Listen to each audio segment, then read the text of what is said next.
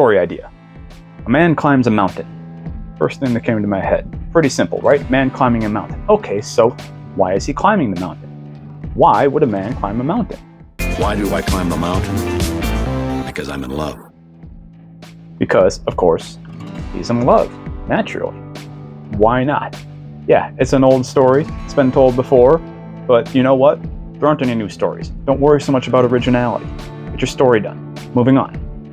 So, what is this character's flaw? Well, he's climbing a mountain. His flaw should be something connected with that, something that makes this hard for him to do. Now, climbing a mountain is already difficult, but we need to add something to make it particularly difficult for this character, to give us a reason to root for this character. So, part of this character's flaw is that he has acrophobia. Not his only flaw, but that's going to be a crucial flaw. He has a deep, deep paranoid fear of heights. So what does this character love to do? What else is special about this character? Make him a chess player. Alright? He likes to play chess, so he's a nerd. Right? I can certainly relate. Possibly you can. So he's a nerd who wants to accomplish something athletic. Right? So let's develop a log line. So an acrophobic chess player must climb a mountain in order to...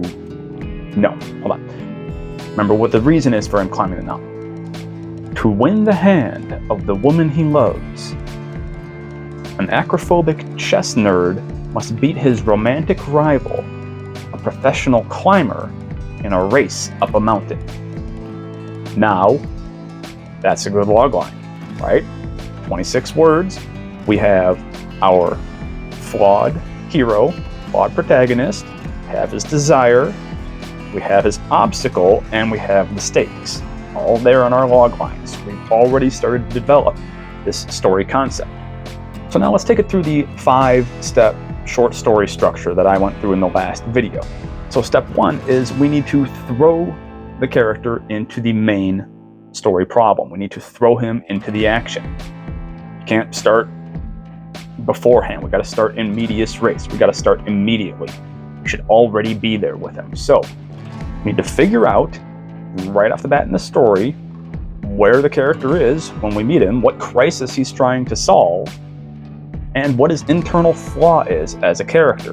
We already established this in the log line, so now we just need to figure out how we're going to introduce it in the story. So we're going to establish very quickly on that Jackson Hayes, that's our character's name. I just decided to come up with a name. Usually, sometimes I'll do research for names, sometimes I'll really think through the symbolism of them, but that name just sounded cool to me, so I'm going with it. Jackson Hayes. Jackson Hayes is 100 feet up, a very tall mountain.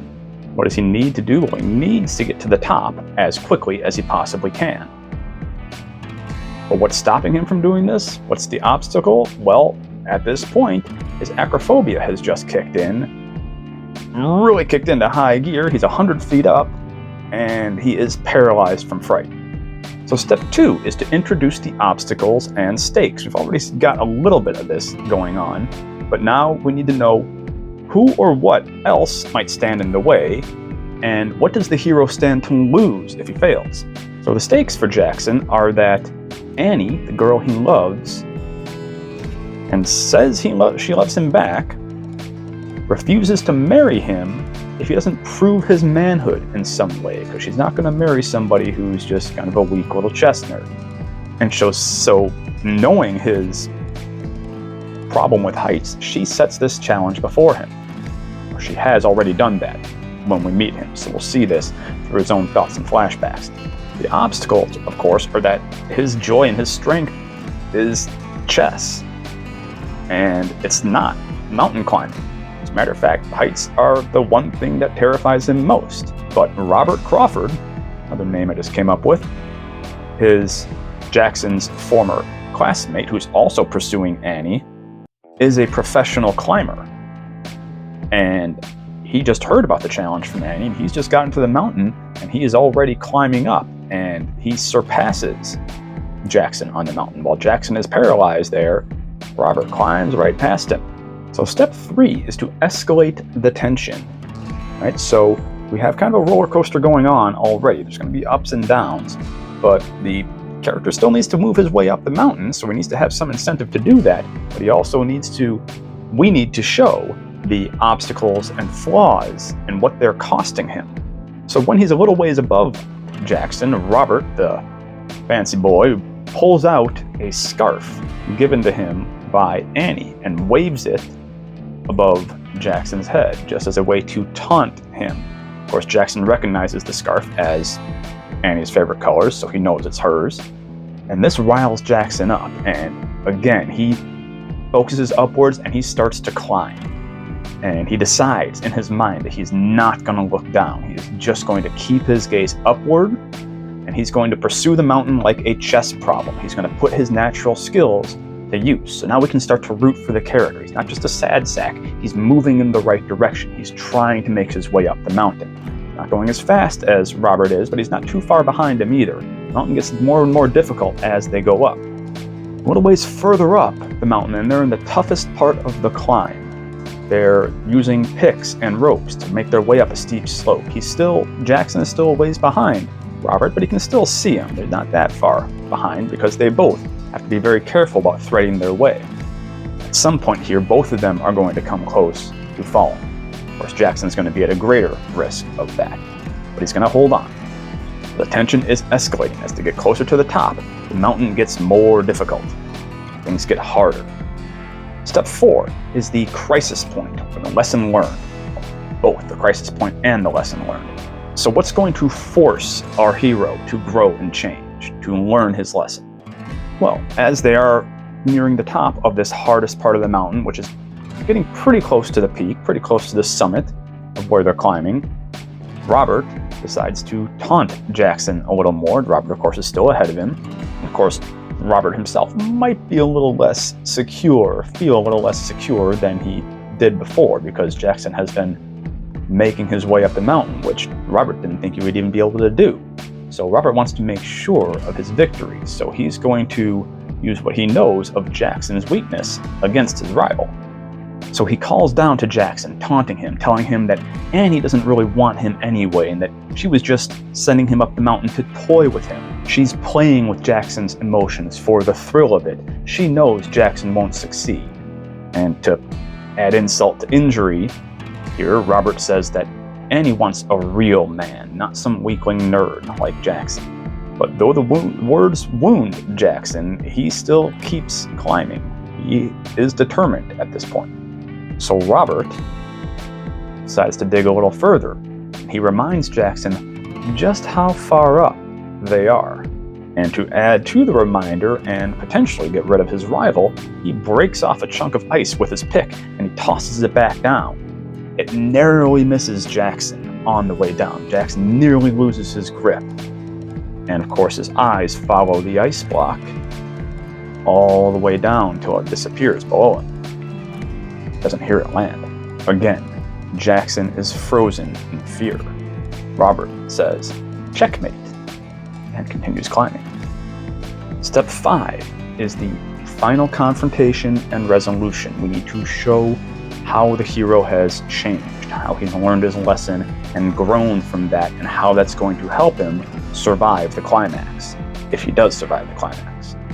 So Jackson, while he's looking below and trembling in fear and unable to move, he sees his intellect kicks into gear along with his fear, and he notices not just how high up he is, but how far he's come. And he used to get terrified just climbing a small ladder. Now he's most of the way up one of the most dangerous mountains in this part of the country, and his chess mind comes back into work. He realizes that he is in the end game now. He has never thrown a chess match in his life, especially not in the end game. The end game is where he thrives. So he decides to keep going, and he forces his eyes and his thoughts upward. Before he climbs, he decides to map out his route, to choose his lines, as chess players might have it. And watching Robert climb ahead of him, Jackson sees the professional climber make a small mistake. Robert chooses what looks like the easier line, but Jackson can tell from his vantage point that some of the ice is loose on that line. So Jackson starts climbing a slightly different path up the mountain, a slightly different route that's actually harder, but is more stable. A little ways up, Robert realizes he has made a mistake. He realizes he's chosen the wrong line, but he's already committed to his path. He can't drop back down because he sees, looking down, that Jackson has already started to make his way up a more stable path, and Jackson is picking up the pace. Now, Jackson's still below him, to the side of him, but Robert realizes if he goes back down, he's going to cede his rival a potential victory. So he needs to continue. Robert needs to continue going up the path he is. Jackson comes not too far below him, to the side of him. Jackson nails a spike in to the cliff face and hooks his rope through it. Shortly after this, while Jackson is taking a breather, Robert loses a handhold. His hands come loose. He starts to fall. Jackson throws him the line. Robert catches it and manages to save his own life, with Jackson's help, of course. Now Robert is the one clinging to the mountainside, terrified of the heights. Jackson continues climbing and makes it to the summit. As Jackson pulls himself up to the summit, gets just to the top, he finally sits down and rests, breathing hard. Oxygen is very thin. He's just about ready to pass out, but he has accomplished his goal. Robert joins him a short time later, pulling himself right over the edge. And Robert, being a gentleman, congratulates Jackson on his victory. Annie will now surely be his. Jackson smiles and says, "No thanks. Robert and Annie can have each other if they want each other. Jackson himself has found something much more important." Of course, I'm not going to say that part. I'm going to leave that part to put the reader's mind to put those two and two together. But I want that to be pretty clear at this point. Jackson's gotten to the top of the mountain, and he realizes he was doing it for all the wrong reasons. But he's found what he needs, even if he doesn't get what he wants. Robert laughs and says, "All right then, now for the hard part. How are we going to get down?" The end.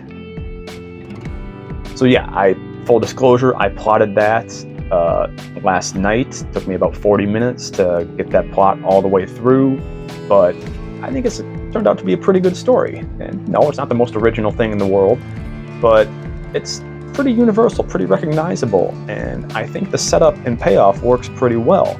And notice I followed the exact structure that I did before. If you go look at my log lines lesson, I created the log line covering the exact basics that a log line needs, and then I structured the story with those exact 5 beats that I told you about in the last video. So I promised I was going to do a live story structure video to show you how this works, and there I've done it. So if any of you guys want to go ahead and write that story, make it your own, go for it. I'll probably write a version of it myself, and in the final writing, a lot of things may change. It might not end up being exactly the story that I just told you, but I do really like the roadmap that I've got. I think that the setup and payoff work well, and that could be a compelling story that's absolutely worth telling. You may not like it, may not be to your taste. That's fine. Like, I never really figured I'd write a story about climbing a mountain. I'm not an expert on mountain climbing or on chess. I know a little bit about both of them, but I really wanted to make this a publishable story. I probably have to do some research, make sure that I've got my details correct. So we'll see if I get that done. But that's what it takes to structure a story, to plot one out, to create an outline. And so I hope that this helped you guys out, and I hope it helps you try to structure your own story. Create your log line, and then cover those 5 beats. You know what the hero needs to do, what they need to accomplish to get to their goal, whether they get it or not. And again, what the hero wants, not necessarily what the hero needs. So the setup and payoff should have some kind of irony like that tied in. Hope you enjoyed that, and I know I did. I had fun writing it anyway. It took a little while, but I got it done. And so, yeah, good luck going out there and structuring your story yourself. Please like the video and subscribe to the channel. If you got any value out of this, share it with whatever storytellers are in your life who might benefit from it. And I'll talk to you next time. Till then, good luck and good writing. Peace.